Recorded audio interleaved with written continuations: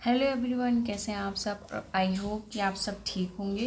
तो आज के वीडियो में हम इसके लिए नेक्स्ट सीरीज जो लेके आए हैं, इसका पेपर 2 होगा। ठीक है, हमने जो 1 है कल लिया है कंप्लीट, असिस्टेंट रजिस्ट्रार का पेपर था और सोसाइटी मैनेजमेंट, जिसमें 50 क्वेश्चन पेपर फर्स्ट से थे, वो हमने कंप्लीट कर लिए हैं। ठीक है, इसके बाद हम करने वाले हैं असिस्टेंट प्रोफेसर एग्ज़ाम 2022 का फेज़ 3। ठीक है, आज हम इसके 50 क्वेश्चन करने वाले हैं। और हाँ, साथ में ही मैंने अपनी टेलीग्राम चैनल पे कुछ पीडीएफ शेयर की हैं, जैसे कि मध्य प्रदेश का 2025 का बजट हो गया। ठीक है, फिर इसके बाद स्पोर्ट्स से रिलेटेड जो भी नए अवार्ड्स मिले हैं वो, और बहुत सारी पीडीएफ भी मैंने उसमें दी हुई हैं। ठीक है, इसलिए यदि आपको वो सब पढ़नी हो तो टेलीग्राम चैनल पर आप जुड़ जाइएगा। ठीक है, कल देखिए जैसे कि हमने ये कंप्लीट कर रखा था, है ना, ये वाला। ओके, अब हम चलते हैं नेक्स्ट पेपर पे। देखिए ये है एचडी जनरल स्टडी, ये इसमें भी 50 नंबर का ही पेपर होता है। ठीक है, कल हमने इसके बारे में डिटेल से जान लिया था। अब इसके बारे में देखते हैं क्या कैसे क्वेश्चन है। पहला जो है, किस वन को जैव मृत्तिका वन कहते हैं। देखो अभी हम एमपी पढ़ना स्टार्ट करेंगे, जो कि हम हिस्ट्री पढ़ना स्टार्ट करेंगे। ठीक है, आज ही मैं आपको लगभग 7 बजे वीडियो डाल दूँगी हिस्ट्री का फर्स्ट लेक्चर। ओके, तो ये जो है उसी से रिलेटेड है। पहले मैं आपको अभी इधर रफली बता देती हूँ कि क्या किस तरीके से है। ये देखो, जैसे ये हुआ हमारा मैप। ओके, ये जैसे मध्य प्रदेश का मैप हो गया। तो ये जो क्षेत्र है ये रहता है बहुत ज़्यादा गर्म, यहाँ पे कम वर्षा भी होती है, इसके कारण यहाँ पे कटीले वन भी पाए जाते हैं। बट वो बोल रहा है कि जैव मातृका वन कहते किसे हैं। एक्चुअल में ये बोलते हैं उष्ण मतलब कि गर्म, शुष्क मतलब बहुत ज़्यादा सूखे, और पतझड़ वनों को जैव मातृका वन कहते हैं। वो इस वाले एरिया में पाए जाते हैं। ठीक है, ओके। अब सेकंड वाला क्वेश्चन देखते हैं, खिलाड़ी मंजूषा कंबर का संबंध किस खेल से है। देखो, यदि जैसे हम अर्जुन अवार्ड पढ़ेंगे, है ना, अर्जुन अवार्ड पढ़ेंगे, फिर पद्म विभूषण पद्मश्री पढ़ेंगे, ये सब पढ़ेंगे, तो उसमें खिलाड़ी और उनसे संबंधित खेल भी हैं। तो हमें थोड़ा सा करंट अफेयर में वो भी देख के चलना है, और साथ ही मध्य प्रदेश के भी व्यक्तित्व और उनसे संबंधित वो किस क्षेत्र से संबंधित है, क्या वो खिलाड़ी हैं, क्या वो कला से संबंधित है ना। तो ये सब भी देख के हमें चलना पड़ेगा। और ये करंट अफेयर का क्वेश्चन है, तो इसको अब ये यदि आप नोट डाउन नहीं भी करते तो कोई बात नहीं है, क्योंकि ये रिपीटेड नहीं होते, है ना। 2025 का ही करंट अफेयर रिपीट होगा। निम्नलिखित में से कौन मध्य प्रदेश के मुख्यमंत्री नहीं रहे। देखो, रविशंकर शुक्ल तो पहले थे, है ना, भगवत राम बंडलोई, फिर कैलाश नाथ काउजू, ये सब सीएम थे, है ना। बट जो भगवत दयाल शर्मा हैं, ये जो हैं वो क्या हैं, राज्यपाल। मुख्यमंत्री नहीं है, ये मध्य प्रदेश के राज्यपाल थे, और ये हरियाणा के मुख्यमंत्री भी थे पहले। ठीक है, इसके बारे में भी हम डिटेल से पढ़ेंगे, बट अभी इतना ही नॉलेज सफिशिएंट है। एमपी ऑनलाइन जो है किसके बीच एक सही हो गई, मोस्ट इम्पोर्टेंट क्वेश्चन है, इसको हाई एमपी करके रख लो, क्योंकि मैंने अभी तक जितने भी एग्ज़ाम जो हैं सॉल्व किए हुए हैं उसमें 3 से 4 बार ये वाला क्वेश्चन मेरे को देखने मिला है। मध्य प्रदेश सरकार और टाटा कंसल्टेंसी, देखो टीसीएस के साथ ये जो है, टीसीएस के साथ ये सहयोग किया हुआ है ना, इन दोनों का मिला जुला जो एमपी ऑनलाइन है। ये वाला क्वेश्चन आप ध्यान देखिएगा। देखो, शारदा विनोद के संस्थापक कौन थे, तो ये जो है श्री नर्मदा प्रसाद थे।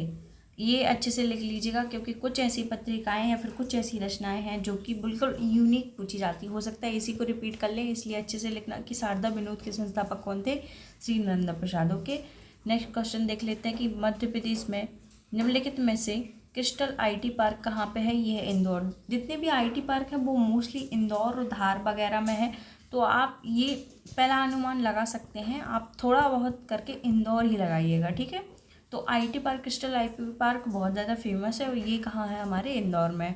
ओके, नोबेल पुरस्कार 2024 के ही मिले हैं, अभी 2025 के नहीं मिले हैं, तो अभी यही क्वेश्चन आएंगे इसमें। ठीक है, तो इसमें पूछा है साहित्य के क्षेत्र में कौन सा किसे मिला है नोबेल पुरस्कार, ये है हांगकांग को मिला है। ठीक है, ये 4 से 5-6 क्षेत्रों में दिए जाते हैं, इनको बहुत अच्छे से हमें देखना है। केमिस्ट्री, फिजिक्स, ठीक है, साहित्य, इसके बाद इकोनॉमिक्स, और शांति के क्षेत्र में। ये सब जो जितने भी पुरस्कार हैं, नोबेल पुरस्कार, इन्हें बहुत अच्छे से रट के जाना। साथ साथ भारत रत्न वाले क्वेश्चन भी देख लेना। और मैंने कल भी बताया था आपको सरस्वती सम्मान, व्यास सम्मान, ये सब आपको देखना है, ठीक है। कल हमने पढ़ा था कि बॉक्साइड जो है एल्यूमिनियम का खनिज है। कल ही वाले पेपर में क्वेश्चन आया था। अब देखो उसी को थोड़ा सा डीप करके, मध्य प्रदेश में बॉक्साइड खनिज के संचय के लिए कौन सा स्थान प्रसिद्ध है, अब ये पूछा है इसमें। तो ये बैहर पहाड़ कहाँ है, बालाघाट में, ठीक है। ये कहाँ है, बालाघाट में। तो इसका मतलब है या तो बालाघाट पूछेगा या बैहर पूछेगा। वो दोनों ऐसा क्वेश्चन भी आ सकता है कि बैहर पठार जो है किस खनिज से संबंधित है, तो वो भी बॉक्साइट से संबंधित है, ठीक है। ये भी हमें नोट डाउन करना है। अब ये देखो हेक्साडेसिमल, पहली बात तो हेक्सा मतलब 6 होता है, ठीक है। अब इसमें क्या रहता है कि जब हम ये नंबर सिस्टम पढ़ते हैं तो 0 से 9 तक की संख्या रहती है। इसके बाद क्या रहता है, ABCDEF, इसके फॉर्म में संख्याएं काउंट होने लगती हैं। तो इसको ये डिनोट करता है 1 को, ये 2, 3, 4, 5 एंड 6। F में क्या आएगा, हेक्सा। तो यहाँ पे क्या आ जाएगा, देखो यहाँ पे भी F है बट ये 1 से 9 बोल रहा है, इसीलिए ये फर्स्ट आंसर होगा कि 0 से 9 तक, ठीक है। हाँ, अब नेक्स्ट देख लेते हैं हम। छठवा है छिपा शिल्प संबंधित है, किससे संबंधित है। पहली बात तो ये कपड़ा से संबंधित है। उज्जैन में जैसे बाग प्रिंट के कपड़े मिलते हैं, ठीक है। तो इस तरीके से हमें देखना है। हमारे मध्य प्रदेश में 3 से 4 प्रकार के कपड़े मिलते हैं। अहिल्याबाई साड़ी भी पढ़ा होगा आपने, अशोकनगर में चंदेरी साड़ी वगैरह भी पड़े होंगे, वो भी कपड़े का प्रकार है ना। तो इसी प्रकार से छिपा जो है ना लकड़ी से संबंधित है, नराल से संबंधित है, ये किससे संबंधित है, कपड़े से, ठीक है। नेक्स्ट क्वेश्चन देख लेते हैं। निम्न में से कान्हन घाटी कोयला क्षेत्र जो है, इसकी खदान कौन सी है, तो ये है जुन्नारदेव। कुछ ऐसे क्वेश्चन है जो बहुत बार रिपीटेड होते हैं, इसको भी लिख लीजिएगा, अच्छे से नोट डाउन करना कि कान्हन घाटी कोयला क्षेत्र की खदान किससे संबंधित है। देखो पहली बात तो ये बहुत इजी क्वेश्चन भी नहीं है जो कि हम पे बन जाए, ठीक है। इसीलिए जो क्वेश्चन लग भी रहा है कि इम्पोर्टेंट है, बस उसको याद करके जाओ। जो आप पे बनता है वो मत लिखो, लेकिन जो जिसमें आपको लग रहा है कि ये इम्पोर्टेंट भी है लेकिन हमसे नहीं आ रहा, तो उसको आप एक बार लिख लो, क्योंकि रिवाइज के टाइम पे सिर्फ आप उसी को पढ़ पाओगे, ना कि इसका पूरा, ठीक है। ये देखो वर्ल्ड वाइड वेब का क्या अर्थ है। वर्ल्ड वाइड वेब, इसमें इसका फुल फॉर्म दिया है। इसकी PDF जो मैं इसको तब डालूंगी जब हमारा ये पूरी सीरीज़ कंप्लीट हो जाएगी, जिससे आप एक बार रिवाइज कर पाएंगे। और हाँ, अभी भी आप करेंटली नोट्स बनाते जाओ जो आपको क्वेश्चन लग रहे हैं कि डिफ़िकल्ट है। अब हम 13 क्वेश्चन देखते हैं कि ताप्ती नदी का सर्वाधिक अपभाग किस राज्य में है। देखो पहली बात तो मैं रफली डायग्राम से पहले समझा देती हूँ आपको।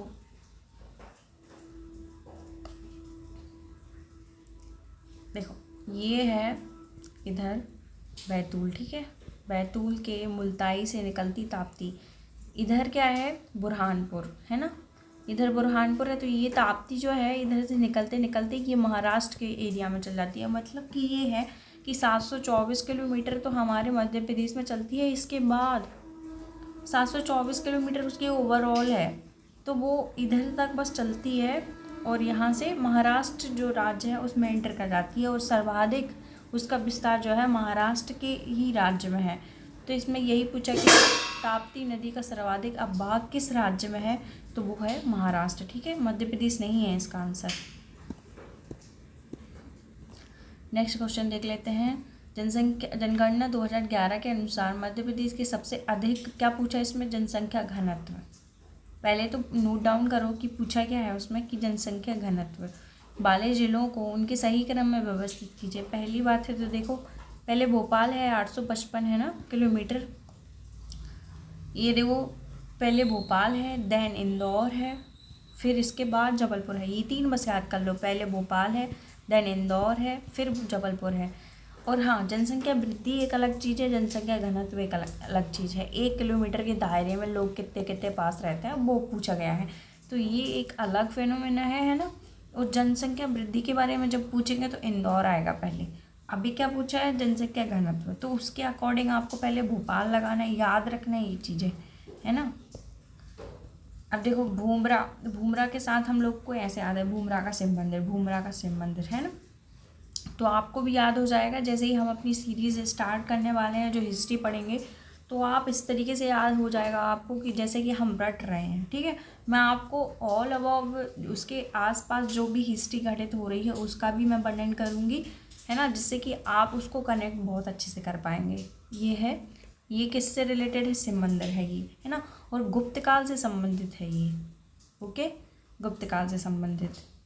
अब देखो ये पढ़ते हैं, मशीन लर्निंग में उनके काम के लिए 2024 में नोबेल पुरस्कार के बारे में पूछा। ये सब मत देखो कि उसने कौन सी चीज़ खोज की है। पहली बात तो भौतिक से रिलेटेड है, फिजिक्स से, और नोबेल पुरस्कार की बात करी है। देखो मैंने ऐसे ट्रिक बनाई थी कि जैसे हिंटन ये ना साउंड कर रहा है न्यूटन दैट मीन्स फिजिक्स से रिलेटेड है, न्यूटन हमारे है ना।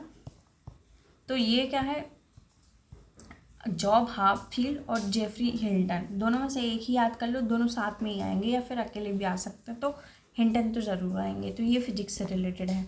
ऐसे 5-6 लोग हैं जो कि आपको ट्रिक के वाइज ही आपको याद करना है। ठीक है, अब 17 क्वेश्चन देख लेते हैं। 3 जुलाई 2024 को मध्य प्रदेश की विधानसभा में किसके द्वारा बजट प्रस्तुत? पहली बात तो वित्त मंत्री करता है। ठीक है, तो ये किसने किया है?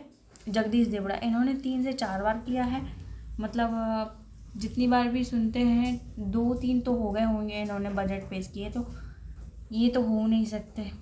ठीक है, राजेंद्र शुक्ल भी नहीं है, भले ही ये उप मुख्यमंत्री हैं, लेकिन ये जगदीश देवड़ा, ये बजट इनके द्वारा ही 3 से 4 बजट पेश किए गए हैं अभी तक।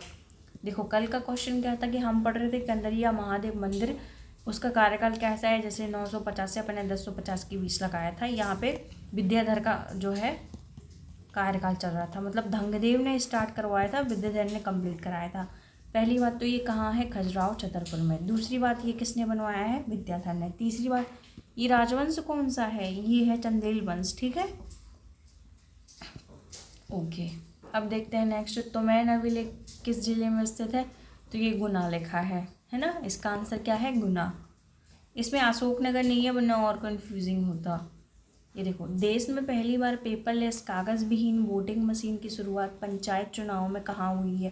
पहली बात कहाँ हुई है? पेपरलेस वोटिंग मशीन में हमारे भोपाल में, रतुआ रतनपुर। देखो भोपाल नहीं आएगा, कभी कभी हो सकता है कि डायरेक्ट ये दे दे रतुआ रतनपुर, या फिर डायरेक्ट ये दे दे भोपाल, तो आपको कंफ्यूज नहीं होना। और ये मोस्ट इंपॉर्टेंट क्वेश्चन है, इसको भी नोट डाउन करना है। ठीक है, बार से फिर से रिपीटेड हो सकता है ये। अब लिखा है मध्य प्रदेश राज्य नीति आयोग का अध्यक्ष कौन होता है? देखो केंद्र में इसका अध्यक्ष होता है नीति आयोग का प्रधानमंत्री। ठीक है, प्रधानमंत्री।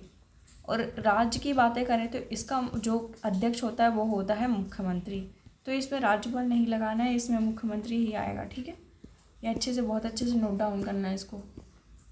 अब ये देखो, भारत के उत्तर पश्चिम भाग में वर्षा की परिवर्तनशीलता अधिक होने का प्रमुख कारण क्या है? देखो पहली बात तो परिवर्तनशीलता किससे नापी जाती है? वर्षा की कमी के कारण। ठीक है, वर्षा की कमी अधिकता के बेस पे नहीं होती, तापमान की अधिकता के बेस पे भी नहीं होती। आधार इसका क्या लिया गया है? वर्षा की कमी।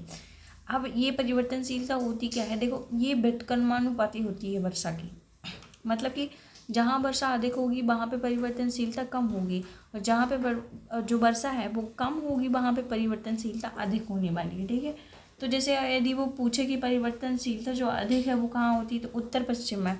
मध्य प्रदेश के उत्तर पश्चिम में क्यों होती है? क्योंकि यहाँ पे वर्षा कम होती है, और इधर पर दक्षिण की साइड बहुत अधिक होती है।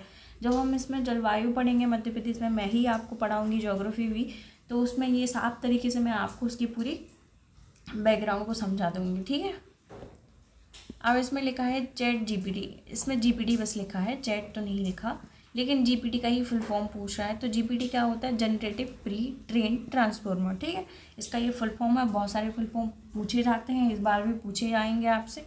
तो इसमें देख लो, ये चैट जीपीटी में जीपीटी का फुल फॉर्म क्या होता है? Generative pre train transformers. Okay, फिर माधवराव सप्रे जो संग्रहालय है वो किससे संबंधित है? ये पत्रकारिता से संबंधित है। बहुत सारे जो संग्रहालय है वो कोई कला से संबंधित है, कोई गीत से संबंधित है, इस प्रकार से कोई जनजातियों से संबंधित है। तो ये माधवराव सप्रे जो है पत्रकारिता से संबंधित है, और है कहाँ पे? ये भोपाल में। ठीक है, ये चीज़ भी नोट डाउन करनी है। अब क्वेश्चन 25 देख लेते हैं। 6 अगस्त 2024 को भारत की राष्ट्रपति द्रौपदी मुर्मू को किस सर्वोच्च सम्मान से सम्मानित किया गया? ये है करंट अफेयर का सवाल। जैसे हमारे प्रधानमंत्री मोदी जो हैं वो अलग अलग देशों में जाते हैं तो उन्हें अलग अलग देशों का सर्वोच्च सम्मान या किसी का उच्च सम्मान भी उन्हें मिल रहा है, तो वो भी हमें नोट डाउन करना है। अभी आपको पढ़ना क्या है 2025 का करंट अफेयर, ठीक है। उसमें भी प्रधानमंत्री मोदी को कौन कौन से अवार्ड मिले हैं या फिर कौन से लोग जो हैं जिनकी नई नियुक्तियाँ हुई उसको पढ़ना है आपको, ठीक है। तो इसमें क्या है, द्रौपदी मुर्मू को कौन सा सर्वोच्च सम्मान मिला था, companion of the order award मिला था उन्हें, ठीक है। ये 2024 की बात चल रही है। हाँ ये देखो जनजातीय वाला गल, इसमें लिखा है गल, ठीक है, ये है गल। गल प्रमुख पर्व है, ये किस जनजाति से संबंधित है, तो ये भील। देखो हमें 5 से 6 जनजातियाँ बहुत अच्छे से पढ़नी है। पहला तो भील, दूसरा गोंड, फिर तीसरा Pahadiya, then Baiga, then Kol and then Sahariya. हमें ये 6 जाति बहुत अच्छे से पढ़नी है क्योंकि इसी से इर्द गिर्द क्वेश्चन बनते हैं, इसके अलावा नहीं बनते। चाहे हम कितना भी पढ़ के जाएं, इनसे ही क्वेश्चन बनते हैं। मतलब आगे भी जो हम पेपर सॉल्व करेंगे ना, तो उसमें आपको बहुत स्पष्टली समझ में आ जाएगा कि हम क्या कहना चाह रहे हैं, ठीक है। फिर देखते हैं नेक्स्ट क्वेश्चन। हाँ तो ये जो इसका आंसर है ये भील है। गल जो प्रमुख पर्व है वो भीलों का होता है, ओके। फिर देखो नेक्स्ट क्वेश्चन, निम्नलिखित में से मध्य प्रदेश में ओरिएंट पेपर मिल कहाँ है, अमलाई। अमलाई कहाँ है, शहडोल में है ना, अरे शहडोल, ठीक है। और हाँ नोट डाउन करते जाना करेंटली। और बहुत सारे मैंने अवार्ड्स वगैरह जो हैं वो सब मैंने अपनी टेलीग्राम चैनल पे शेयर कर दी हैं। बहुत सारी PDF मैंने अपने टेलीग्राम चैनल पे शो कर दी हैं।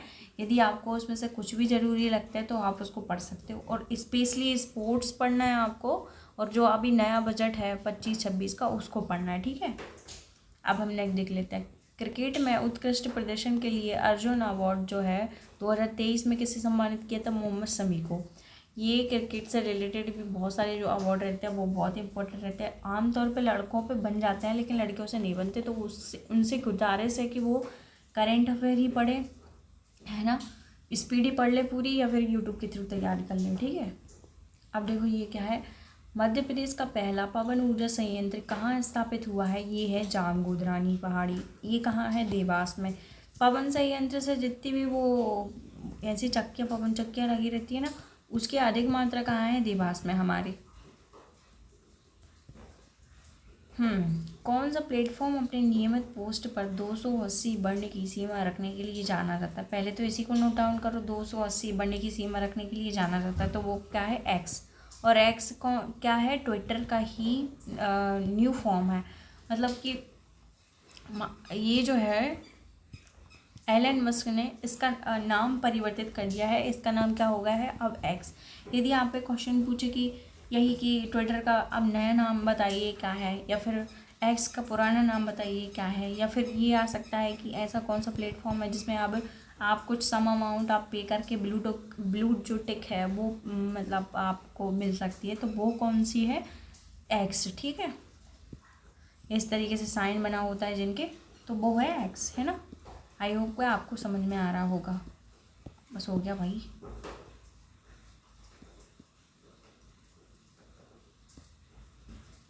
ये लो, इसमें ही अटक गई।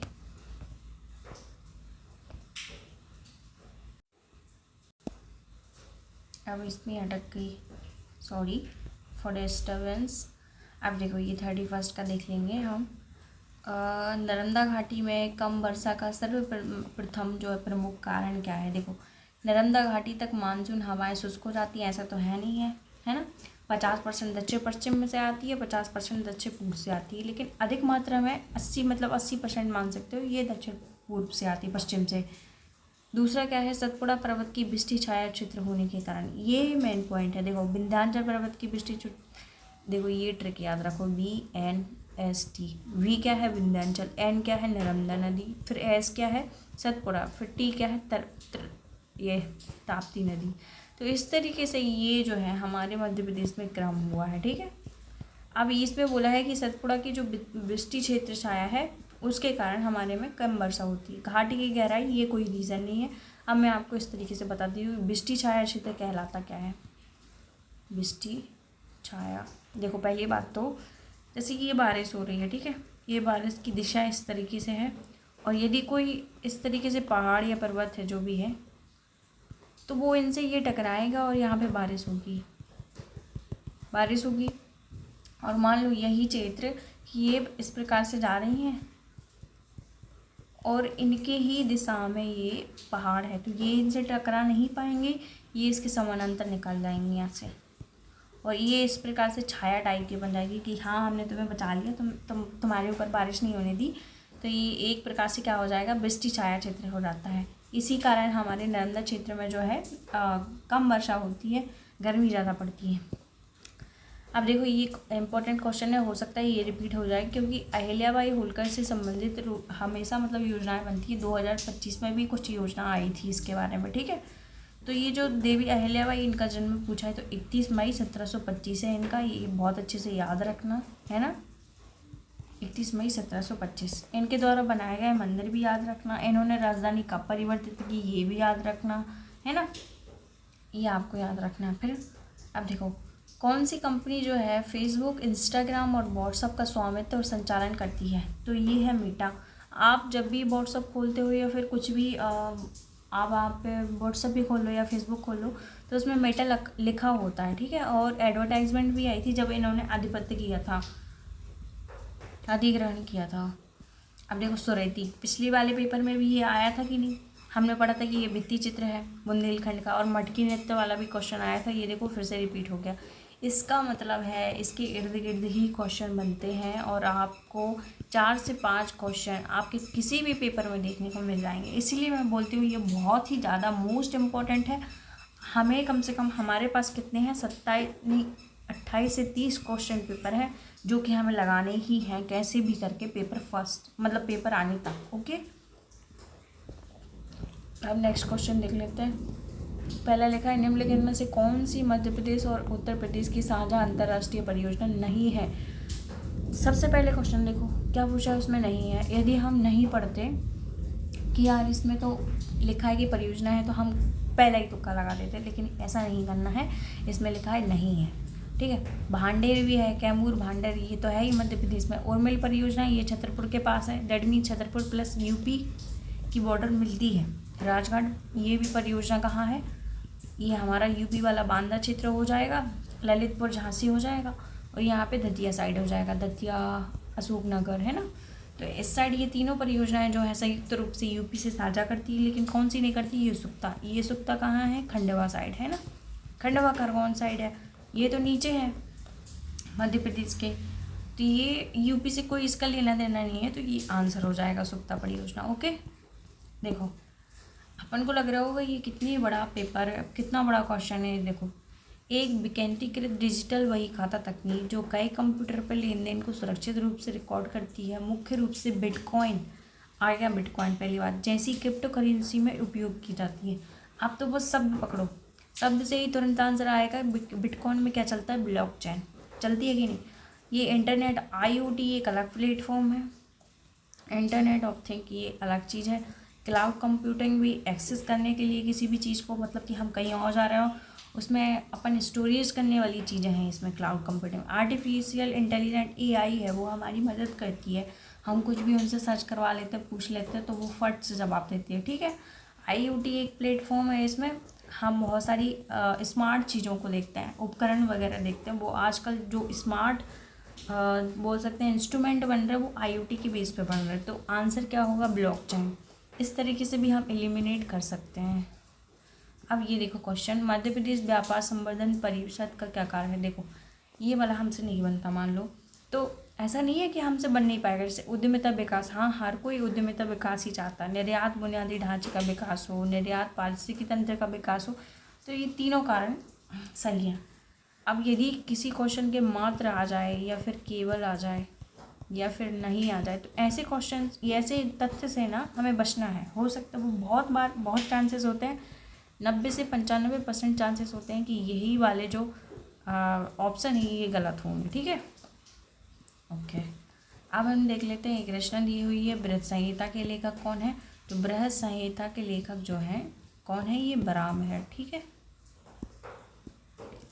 अब 39 देखते हैं, मध्य प्रदेश में ग्राम पंचायत के गठन के लिए किसी गांव की न्यूनतम आबादी कितनी होती है? तो न्यूनतम आबादी कितनी होती है? 100, 1000, सॉरी 100 बोल दिया, 100 तो ऑप्शन में ही नहीं है, 1000 होती है। देखो आपने देखा होगा कि आपके गांव, जैसे कोई गांव वाला रहते हैं, आपके ग्राम 2 ग्राम 3-4 ग्रामों को मिला के भी एक पंचायत बनाई जाती है। कभी कभी किसी एक ही ग्राम की एक ही पंचायत रहती है। ऐसा क्यों? क्योंकि इनकी जनसंख्या मान लो ये 400 है, किसी की 500 है, किसी की 100 है, तो ये पूरे मिला के एक पंचायत बनती है, इनकी संयुक्त पंचायत, ठीक है। और इसमें मान लो 1000 प्लस ऑलरेडी है, अकेली है, तो इसको एक ही पंचायत डिजर्व करती है, ठीक है। इस तरीके से ये चीज़ें होती हैं। फिर ये क्वेश्चन आउट ऑफ पूछ लिया, क्योंकि इसमें भारत से रिलेटेड क्वेश्चन नहीं आएंगे, सिर्फ भारत का करंट अफेयर बस आएगा। राष्ट्रीय जल अंतर्राष्ट्रीय जो वो राष्ट्रीय जल क्रीड़ा संस्थान जो है भारत में कहाँ है? ये है पणजी गोवा में। जिसको पता होगा ठीक है, मैंने तुक्का मारूँ। देखो ये क्वेश्चन, अमरकंटक तापीय विद्युत केंद्र कहाँ है? ये है चचाई में, ठीक है। ये सारणी कहाँ है? बैतूल पे। बिरसिंहपुर कहाँ है? उमरिया में है ना, तो ये चचाई में है। चचाई कहाँ है? रीवा में। तो ये इसके ताप विद्युत केंद्र के रूप में ये चचाई जल से प्राप्त करती है। अब इसमें क्या पूछा है? मेमोरी को डेटा ट्रांसफ़र की गति के आधार पर बढ़ते क्रम में सजाना है। बढ़ते क्रम मतलब देख, पहले कम वाला होगा, फिर देन कम वाला, देन फिर सबसे ज़्यादा, ठीक है। तो हमें स्टार्टिंग वाला पता नहीं है, HDD है या फिर SSD है, तो हम इसको लास्ट से भी ले सकते हैं। जैसे देखो रजिस्टर की जो है स्पीड बहुत ज़्यादा रहती है, ठीक है, हमें पता है। तो पहले कौन आएगा? रजिस्टर। इसमें भी रजिस्टर है, इसमें भी रजिस्टर है, तो ये 2 ऑप्शन। देन क्या होता है? कैश मेमोरी होती है बीच में, जो त्वरित गति से बहुत सारी चीज़ों को एक्सेस में ले जाती है ना। ये स्पीड को बहुत तेज़ करता है। तो कैश मेमोरी, फिर आ जाएगा कैश मेमोरी, तो इधर D है बट इधर E नहीं है, तो ये वैसे भी एलिमिनेट हो गया। और ये सीधा सीधा लगा लेना विदाउट वेस्टिंग एनी टाइम। अब इसके बाद क्या करना है? इसमें पूछा है मुख्यमंत्री कल्याणी विवाह सहायता योजना। देखो मैंने अपने टेलीग्राम चैनल पे एक PDF डाली हुई है, वो 2024 की जितनी भी 2024, 2023 या फिर पुरानी भी जो जितनी भी योजनाएं हैं उन सब की PDF है, ठीक है। वो तत्व 1 का पार्ट फर्स्ट है। पार्ट कौन सा है? फर्स्ट है, जिसमें सारी की सारी योजनाएं, उनका वर्ष कब है, कौन से विभाग द्वारा चलाई जा रही हैं, वो कार्यक्रम क्या है, उसके तहत क्या एज उनका ग्रुप है, वो सारी चीज़ें उसमें इंक्लूड है। तो आप टेलीग्राम से जुड़ जाइएगा और ये आपको एक्सेस मिल जाएगा, ठीक है, वहीं पे। तो आप उसको डाउनलोड करके पढ़ लीजिएगा, बहुत ही इम्पोर्टेंट है वो PDF, मोस्ट इम्पोर्टेंट है, मोस्ट। मैंने मेंशन भी कर रखा है उसको, ठीक है। तो मुख्यमंत्री कल्याणी ग्राम सहायता योजना है, इसमें क्या विकल्प सही नहीं है? तो ये कल्याणी की न्यूनतम आयु 21 वर्ष हुई, कोई नेसेसरी नहीं है, ठीक है। बाकी जितने भी तीनों आंसर हैं वो सही है। अब देखो ये पुराना क्वेश्चन है PSC का, मे बी 2023 में ये क्वेश्चन आ चुका है कि रॉक फॉस्फेट जो है इसका उपयोग किस उद्योग में होता है? तो ये उर्वरक के उपयोग में इसका यूज़ होता है, ठीक है। हाँ, बोले फिर ऐसे समझ सकते हो, रॉक फॉस्फेट ये सूती वस्तु में तो होगा नहीं, लोहे में तो होगा नहीं, सीमेंट में भी हो सकता है, बट बहुत ज़्यादा किस में होता है? उर्वरक में, ठीक है। फिर हाल ही में भारतीय कौशल संस्थान का उद्घाटन प्रधानमंत्री नरेंद्र मोदी ने कहाँ किया है? मुंबई। ये करंट अफेयर का क्वेश्चन है। नेक्स्ट देख लेते हैं, जंगल सत्याग्रह किस आंदोलन से प्रेरित? पहली बात तो ये कब हुआ था? 1930 में। कहाँ पे? बैतूल, हमारे मध्य प्रदेश की बात चल रही है, बैतूल, सिवनी, लगभग पूरे मध्य प्रदेश में हुआ था, लेकिन इम्पोर्टेंट कहाँ कहाँ हुआ था? सिवनी हुआ था, मंडला में हुआ था, ओरछा में हुआ था, है ना। इसमें सिवनी में और बैतूल में बहुतायत मात्रा से हुआ था। ये सविनय अवज्ञा आंदोलन के तहत चल रहा था, ठीक है। अब इसमें क्या लिखा है? मध्य प्रदेश में रबी फसल। पहली बात तो रबी और खरीफ की ट्रिक जान लो। खरीफ 1 2 3, इसमें अक्षर कितने हैं? 3, इसमें कितने हैं? 1 और 2। तो जितनी भी 2 अक्षर की जो फसलें हैं वो रबी में आएंगी, और जितनी भी 3 अक्षर की फसलें हैं वो खरीफ में आएंगी। तो ये 3 अक्षर की, ये 3 अक्षर की, 3 अक्षर की, ये 2 की है, इसलिए ये रबी की फसल आएगी। बट कुछ ऐसे एक्सेप्शन है, जैसे कि अलसी की फसल हो गई, असली कह दिया मैंने, अलसी, देन सरसों, ये कुछ ऐसी फसलें हैं, भले ही ये 3 अक्षर की हैं बट ये रबी की फसल है, ठीक है। तो ये कुछ एक्सेप्शन है। अब हम देख लेते हैं नेक्स्ट क्वेश्चन कि ये संबल 2 योजना है वो किस विभाग से रिलेटेड है। तो ये श्रम विभाग से रिलेटेड है, रोजगार के संबंधित है ये, ठीक है। ये भी उसमें PDF में दी हुई है, तो प्लीज़ आप चेक कर लो उसको, मोस्ट इम्पोर्टेंट है। प्रिंट आउट निकलवा लो, पढ़ लो, ऐसे ही पढ़ लो जैसे पढ़ना, बट पढ़ लो। कल अपन ने देखा था आगरीय जनजाति के बारे में, क्योंकि वो लौह शिल्प में उद्यस्त थी, मतलब कि लौह शिल्प में कार्यरत थी। तो वही आया है कि गोंड जनजाति की उपजाति कौन सी है, ये है आगरीय जनजाति, ठीक है। बिलाला भील, बिलाला ये भील की है। फिर नरोतिया, भरोतिया ये भारिया जनजाति और कोल जनजातियों की उपजातियाँ भी दी हैं। फिर लास्ट देखते हैं हम, असीरगढ़ के किले का निर्माण किसने कराया, है राजा अहीर ने। ठीक है गाइस, तो हमारे जो है 50 क्वेश्चन भी हो चुके हैं, हमने दूसरा पेपर भी है सॉल्व कर लिया, ठीक है। कल करेंगे क्या, थर्ड क्वेश्चन पेपर सॉल्व करेंगे। ऐसे 30 दिन मतलब 1 महीने में हमारे सारे क्वेश्चन पेपर सॉल्व हो जाएंगे। इसके बाद हम करेंगे आज हिस्ट्री स्टार्ट, ठीक है। हिस्ट्री का आपका जितना भी सिलेबस है, मतलब कि प्रागैतिहासिक काल, आधे ऐतिहासिक काल और ऐतिहासिक, देन मध्य ऐतिहासिक, मध्यकाल आएगा, देन फिर आधुनिक भारत, और आधुनिक भारत के साथ ही दिया हुआ है कि स्वतंत्रता संग्राम, ठीक है। तो ये सब हम पढ़ लेंगे, पहले हिस्ट्री स्टार्ट करने वाले हैं। तो ये क्वेश्चन चलते जाएंगे, सिमिलर वो भी चलते जाएंगे, ठीक है। तो ये हमारा जो है आज का सेशन कंप्लीट हो गया। और हाँ, यदि आपने जिसने भी इसको सब्सक्राइब नहीं किया है, प्लीज़ सब्सक्राइब कर लो, है ना। चैनल को सपोर्ट कर दो, जिससे कि हम ऐसी कोई वीडियो हम आगे भी ला सकें, ठीक है गाइस। तो कल हम करते हैं इसका थर्ड पेपर, ओके। तब तक के लिए थैंक यू, बाय बाय।